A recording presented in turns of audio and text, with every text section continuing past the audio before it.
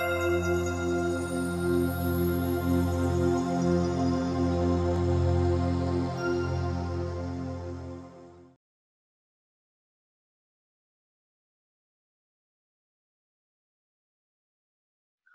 so how can players execute all of this? And I'll get into specifically some sample templates that I took photos of for you guys to incorporate now. Obviously a well-rounded warm-up, so every session, whether it's a strength session or a practice, there's no practices now, but just something to keep in mind, a well-rounded warm-up that includes dynamic stretching and movements in all planes of motion, so side shuffling, back pedaling, twisting, turning, getting your sprints in and your quick bursts, so always a well-rounded warm-up.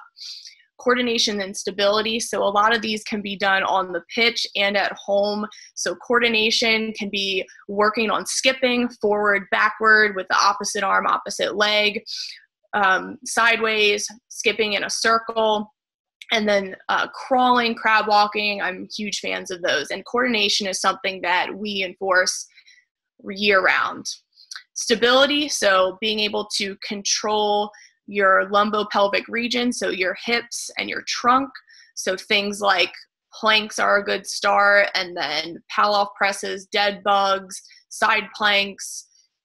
There's so many core exercises. I'll give Marcus my YouTube channel. There's plenty on there, and I also have some in the sample programs here. And then your strength training, so working on squat variations, deadlifts, pull-ups, push-ups, and just building the total athlete and the human so that they can move more efficiently and they're not compensating in certain areas. So they can move efficiently, they can sprint fast, but they're also not favoring one side of their body and getting hurt. So again, performance injury. Maximal speed and agility drills, super important. These need to be done year round. So soccer players especially get not enough sprinting. So not enough full speed work where we're reaching over 30 yards and they're really working on putting force into the ground. There's a lot of small-sided games going on and we need to expose players' nervous systems to that maximal sprint. And also now is a good time to start working on that. And then conditioning, aerobic and anaerobic. So aerobic, longer distance runs, 1 to 3 miles. Right now, I would recommend on players' recovery days, they're going for a 30-minute jog or run or bike ride.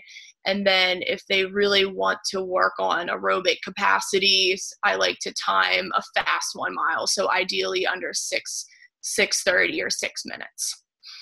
And then anaerobic, I just gave an example, being able to work on speed endurance, 300-yard shuttles, just keep it simple, or better yet, if you have a heart rate monitor, working up to that red zone, so over 180 beats per minute, and then resting down to the blue zone, and then going again. So here's a sample crisis template. 2 to 3 times a week of strength and power training. So I would actually choose power training first, just because the fast twitch muscle fibers are going to be the first to go if there's a cessation from training. So work on power first.